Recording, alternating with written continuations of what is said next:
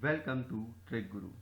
मैं हूं आपका ट्रेनर विजय मिश्रा और आज मैं आपके लिए लेके आया हूं मध्यकालीन राजस्थान का इतिहास। ये मेरी पहली नई सीरीज है और मैं इस सीरीज को अच्छे से शॉर्ट वीडियोज़ में अच्छे से आपको समझाते हुए चलूँगा, साथ में आपको याद कराते हुए चलूँगा ताकि आपको कहीं पर भी आगे दिक्कत ना आए।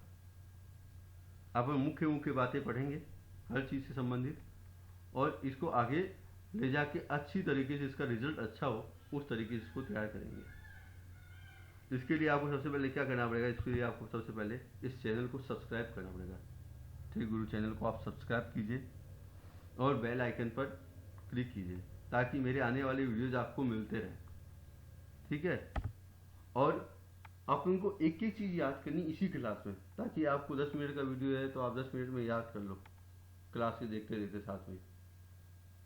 बाद में आपको दिक्कत ना आए कहीं भी। अपन आज पहला पढ़ेंगे मेवाड़ का इतिहास।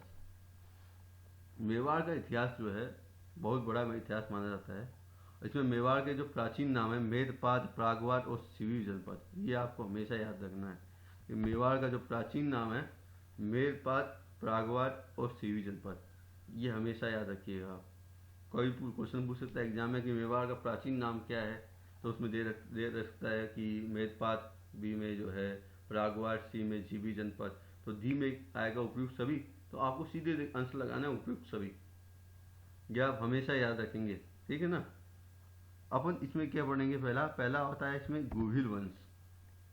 क्या आता है? गोहिल वंश। गोहिल वंश के बारे में अपन पढ़ेंगे कि गोहिल वंश की जो स्थापना जो है गोहिलों ने जो है 566 ईस्वी में की थी। कब की थी? 566 ईस्वी में गोहिल वंश की स्थापना गोहिलों ने की थी। ये हमेशा याद रखिएगा, गोहिल वंश की स्थापना गोहिल ने 566 ईस्वी में की थी। गोहिल वंश की जो है टोटल 24 शाखाएं थी। कितनी थी? 24 शाखाएं थी गोहिल वंश की। और इसमें मेवाड़ के जो गोहिल थे ना, वो बहुत मुख्य माने जाते थे, मेन माने जाते थे। साफ बात है, मेवाड़ का प्राचीन नाम क्या है? मेदपाद, प्रागवाट, सिवी जनपद। दिमाग में फिट कि भाई मेदपाद है, प्रागवाट है और सिवी जनपद है, बस। इससे ज़्यादा मेवाड़ का प्राचीन नाम कुछ नहीं है।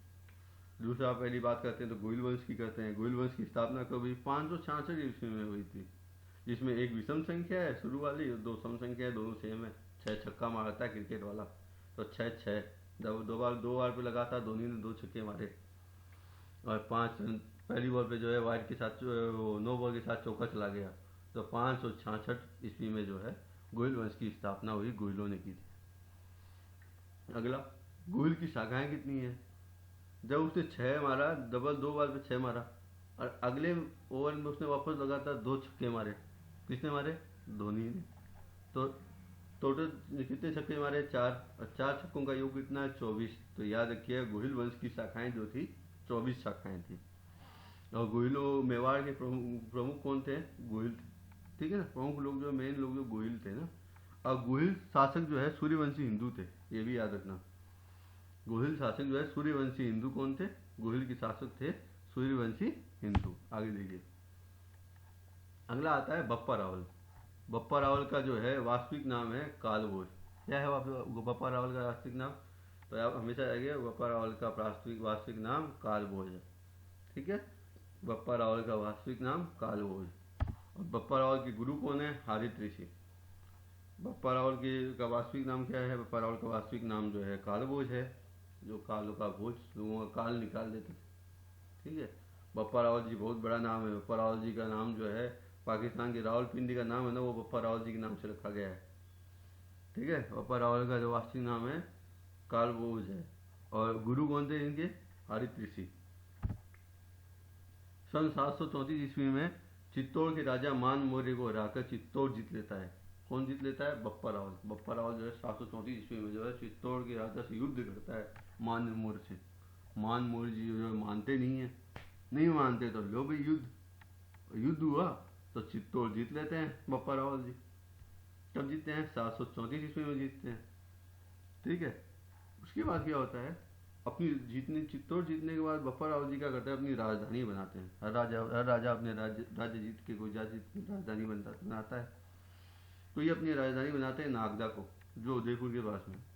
अब नागदा में राजधानी बना दिया तो भी अब इसको काम भी करवाना पड़ेगा। काम करवा देने, काम क्या करवाया, नागदा में एक लिंग जी का मंदिर का निर्माण करवाया। किसका मन कराया, किसका निर्माण कराया, एक लिंग मंदिर का निर्माण कराया नागदा के अंदर, ठीक है। और क्योंकि मेवाड़ के शासक खुद को एकलिंग जी का दीवान मानते थे, क्या मानते थे, दीवान मानते थे, ठीक है ना।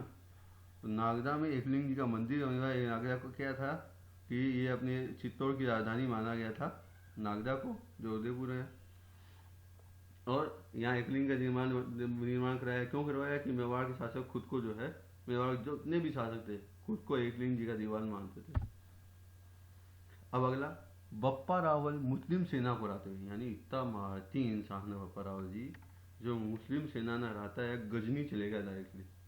और बड़जार बैठे को राजा ना हरा दियो, राजा सलीम हो बिन हरार अपने भांजे को वहाँ का राजा बना दिया। यानी बप्पा रावल मुस्लिम सेना को हराते हुए गजनी चला गया। गजनी जाके वहाँ के राजा को, राजा सलीम को हटाकर भांजे को वहाँ का राजा बना दिया अपने। और इतो बड़ो दानी आदमी, तो मस्त आदमी हो कि भांजा ने राजा बना दिया, आपके बेटा ने बना भाग जगह, ठीक है। तो बप्पा रावल जो है मुस्लिम सेना हराता है, जो है गजनी चला गया, वहाँ के राजा को, सलीम को हरा कर जो है भांजे को वहाँ का राजा बना दिया। अभी आपको बताया था जैसे रावलपिंडी, यानी पाकिस्तान में जो रावलपिंडी उस शहर का नाम जो है बप्पा रावल के नाम पर रखा गया, ठीक है। अब सीबी वैद ने जो है बप्पा रावल की तुलना चार्ल्स मोटेल से की थी। चार्ल्स मोटेल कौन था, फ्रांस का कमांडर था उस समय का, फ्रांस का कमांडर था चार्ल्स मोटेल। उसकी तुलना जो है बप्पा रावल की तुलना उससे कर दी। यानी इतने जोरदार राजा थे, बढ़िया राजा थे बप्पा रावल जी। तो किसने की थी तुलना चार्ल्स मोटेल से, फ्रांस के कमांडर से, सीबी वैद ने की थी। मेवाड़ में जो है सोने के सिक्के भी इन्होंने चलाए, यानी सर्वोपरि जो है सोना का सिक्का चलाया 115 गेंद का। कौन चलाया, बप्पा रावल जी चलाया। बप्पा रावल को जो है हिंदू सूरज, हिंदुओं का सूरज, राजगुरु और चक्र, यानी चारों दिशाओं को जीतने का उपाधियां प्राप्त। ये इतना जोरदार राजा था कि चारों दिशाएं ने जीत लियो बप्पा रावल जी, ठीक है ना। इनको सिंधु सूरज, राजगुरु, चक्र, यानी राजगुरु तो याद रखी, जो फांसी दी ना ये भारत का आज़ाद हुआ, राजगुरु सुखदेव, तुम एक राजगुरु हो, भगत सिंह, राजगुरु, चकवा, चक्रवात आया कि जो चारों दिशा ने जीत ली चक्वे, ठीक है ना। और एक हिंदू सूरज, हिंदुओं को सूरज को उदय करवा रहा जो है बप्पा रावल, ठीक है ना। चारों दिशाओं में जीतवा राजो वही हो, कौन हो, बप्पा रावल। अगला नाम आता है अल्लड़ जी का। अल्लड़ जी का जो है अन्य नाम था आलू रावल। अल्लड़ जी को आलू रावल के नाम से भी जाना जाता है। यानी बप्पा रावल जी का वास्तविक नाम क्या था, कालभोज था। और अल्लड़ जी का जो है अन्य नाम जो क्या था, आलू रावल। इन्होंने क्या किया, राजा बनने के बाद में आहड़ को अपनी दूसरी राजधानी बनाई। कहा, किसको, आहड़ को, आहड़ को अपनी दूसरी राजधानी बनाई। और आहड़ में विष्णु भगवान का वराह मंदिर का निर्माण कराया। याद रखिएगा, पहले बप्पा रावल जी ने क्या किया, चित्तौड़ जीत लेता राजा, वहाँ के राजा 734 ईस्वी में जो वहाँ के राजा मान मौर्य को हराकर चित्तौड़ जीत लेता है और अपनी राजधानी बनाता है नागदा उदयपुर को। और नागदा उदयपुर में जो है एकलिंग जी का निर्माण, एकलिंग मंदिर का निर्माण कराता है, क्योंकि वो एकलिंग जी को जो है मेवाड़ के शासक अपने जो है दीवान मानते थे अपने को उसका। और ये अल्लड़ जी क्या कहते हैं, आहड़ को अपनी दूसरी राजधानी बनाते हैं और आहड़ में विष्णु भगवान का वराह मंदिर का निर्माण करवाते हैं। और मेवाड़ में सबसे पहले नौकरीशाही की स्थापना है। नौकरी करने वालों का काम भी जो है, नौकरीशाही की स्थापना भी जो है अल्लड़ जी ही करते हैं। कौन करता है, अल्लड़, राजा अल्लड़ करते हैं। मेवाड़ में नौकरीशाही की जो है स्थापना करते हैं आलू रावल जी। और अल्लड़ जी ने शादी किससे की थी, अल्लड़ ने जो है हूण की राजकुमारी हरिया देवी से जो है शादी की थी। किससे की थी, हूण की राजधानी हरिया देवी से शादी की थी। अल्लड़ का अन्य नाम आलू रावल। आहड़ को अपनी दूसरी राजधानी बनाया इन्होंने। आहड़ में विष्णु भगवान के वराह मंदिर का निर्माण कराया और मेवाड़ में नौकरीशाही की स्थापना की। और अल्लड़ जी ने हूण की राजकुमारी थी हरिया देवी से शादी भी की। तो दोस्तों आज इतना ही पढ़ेंगे अपन। आपको कैसा लगा कमेंट बॉक्स में ज़रूर बताएं। और आप क्या चाहते हैं और भी अच्छी तरीके से इम्प्रूवमेंट करके इसको और भी अच्छी तरीके से बनाया जा सके। और आपका देखिए छोटी छोटी वीडियोस बना के मैं डालूंगा, तभी आपका जो है सिलेबस बढ़िया तरीके से याद होते होते। तो आप जानते हैं कि राजस्थान की जो हिस्ट्री है, राजस्थान का जो इतिहास है, वो छोटा नहीं है, बहुत बड़ा है। आप खोदना चाहेंगे ना कि 5 फुट हुए हों, खोदते खोदते आप 50 फुट चले जाएंगे। यानी आपको ढूंढना कुछ है, आप पढ़ते पढ़ते आप अंदर चले जाएंगे। वो इतना जोरदार इसका इतिहास है और बहुत लंबा है। तो अपन थोड़ा थोड़ा छोटा छोटा करते करते पढ़ेंगे, ताकि आपको याद होता चला जाए, और एग्ज़ाम में भी जब आए तो अपन अच्छी तरीके से कर लें। ठीक है ना? तो दोस्तों, इसी के साथ मैं आपसे अलविदा लेता हूँ। प्लीज़ चैनल को सब्सक्राइब ज़रूर करें और कमेंट बॉक्स में बताइए आपको कैसा लगा। जय हिंद, जय भारत।